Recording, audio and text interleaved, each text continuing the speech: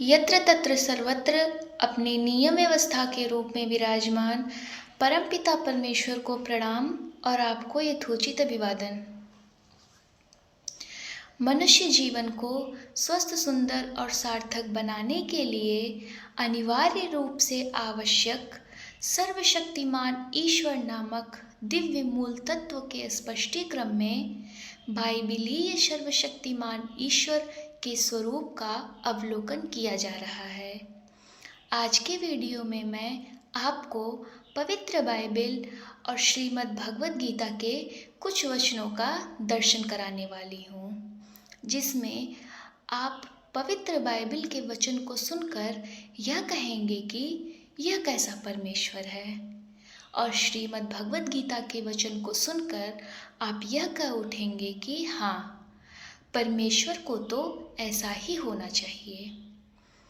यदि आपने अभी तक मेरे इस YouTube चैनल को सब्सक्राइब नहीं किया है तो अवश्य सब्सक्राइब कर लें, क्योंकि YouTube की दुनिया में यही चैनल एकमात्र ऐसा चैनल है जो घर बैठे मनुष्य जीवन को स्वस्थ, सुंदर और सार्थक बनाने के लिए संपूर्ण आवश्यक सामग्री उपलब्ध कराने में पूर्णतया सक्षम है।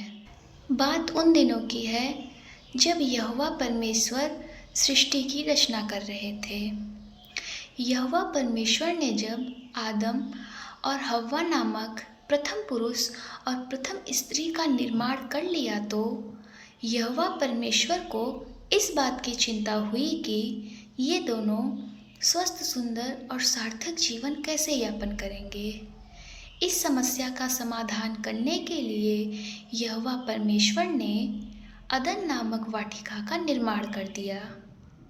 आदम और हव्वा को स्वस्थ, सुंदर बनकर सार्थक जीवन यापन करने के लिए यहोवा परमेश्वर ने उस वाटिका में आवश्यक सौंदर्यवर्धक, स्वास्थ्यवर्धक, पुष्टिकारक सभी प्रकार के फल, फूल, वृक्ष, वनस्पति आदि से अदन नामक वाटिका को सुसज्जित कर दिया।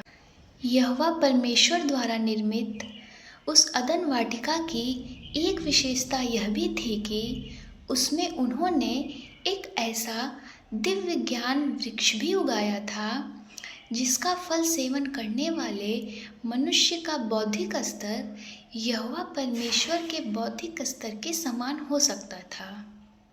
यहोवा परमेश्वर ने जब आदम और हव्वा को अदन वाटिका में निवास करने संबंधी आवश्यक दिशा निर्देश दिए तो पता नहीं क्यों बड़े स्पष्ट शब्दों में उन्होंने आदम और हव्वा को भयंकर, भय मिश्रित यह आदेश दे दिया कि वे दोनों हर प्रकार के फल, फूल, बीज आदि का सेवन कर ढेरों आनंद प्राप्त कर सकते हैं, परंतु आदम और हव्वा को विशेष ध्यान यह देना होगा कि ज्ञान वृक्ष का फल भूलकर भी सेवन नहीं करेंगे।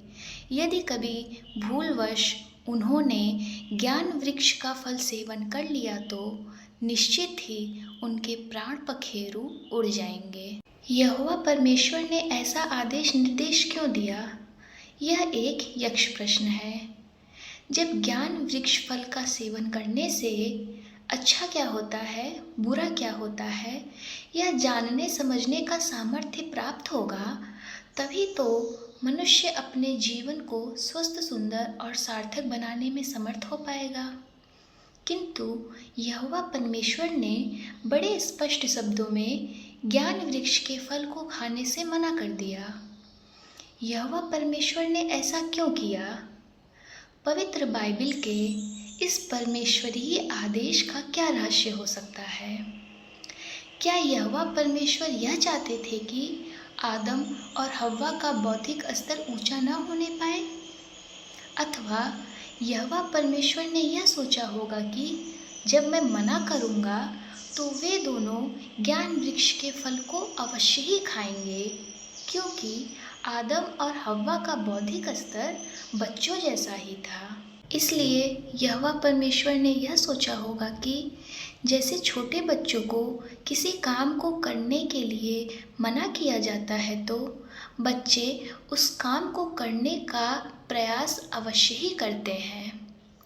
यह भी हो सकता है कि यहोवा परमेश्वर ने ज्ञान वृक्ष का निर्माण करने से पहले यह सोचा हो कि आदम और हव्वा तो उनकी ही बच्चे हैं, तो उनका जीवन स्वस्थ, सुंदर और सार्थक होना ही चाहिए। इसलिए उन्होंने ज्ञान वृक्ष का निर्माण कर दिया।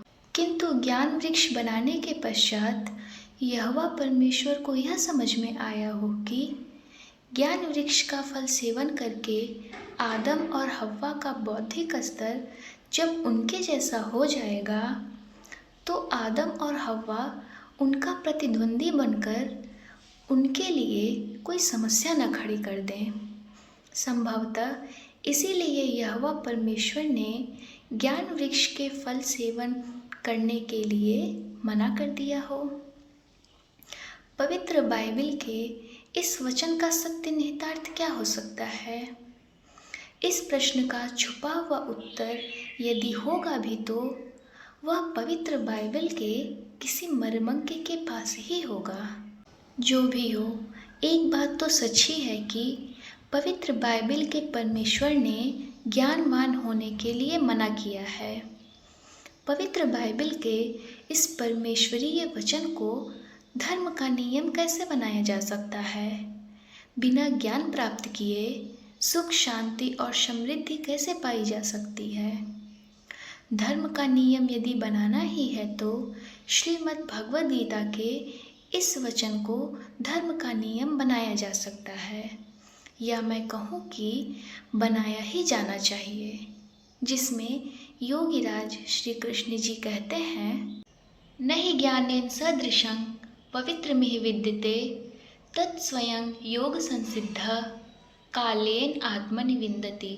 श्रीमद् भगवद गीता अध्याय 4 38वां श्लोक। अर्थात हे अर्जुन, मनुष्यों को पवित्र करने वाला ज्ञान के समान दूसरा कोई पदार्थ नहीं हो सकता। जब कोई मनुष्य अष्टांग योग को सिद्ध कर लेता है तो उसके अंतःकरण में ही ज्ञान उपलब्ध हो जाता है। योगीराज श्री कृष्ण जी के इस वचन के द्वारा यह स्पष्ट हो जाता है कि यदि किसी मनुष्य को अपना जीवन स्वस्थ, सुंदर और सार्थक बनाना है तो उसे अवश्य ही ज्ञानवान बनना चाहिए। परंतु यह ध्यान रहे कि इस ज्ञान की उपलब्धि अष्टांग योग को सिद्ध कर लेने पर स्वयं के भीतर ही होती है। अर्थात ज्ञान एक ऐसा दिव्य तत्व है जिसको प्राप्त करना कोई बच्चों का खेल नहीं। पवित्र बाइबल का पवित्र वचन और श्रीमद् भगवद गीता का पवित्र वचन आपने सुना, जाना और समझा। अब आप स्वयं यह निर्णय लीजिए कि मनुष्य जीवन को स्वस्थ, सुंदर और सार्थक बनाने के लिए किस वचन को सर्वशक्तिमान ईश्वर का वचन मानकर धारण किया जाए, पवित्र बाइबल का या श्रीमद् भगवद गीता का। यहोवा परमेश्वर की आज्ञा मानकर आप अज्ञानी बनना चाहेंगे अथवा योगीराज श्री कृष्ण जी का वचन मानकर आप ज्ञानी बनना चाहेंगे? मेरा आपसे यह विनम्र निवेदन है कि कृपया पूर्वाग्रह रहित होकर ही चिंतन मनन करिएगा। स्वस्थ, सुंदर और सार्थक जीवन चर्चा परिचर्चा क्रम में आज बस इतना ही। शेष आगामी वीडियो में। ओम शांति शांति शांति।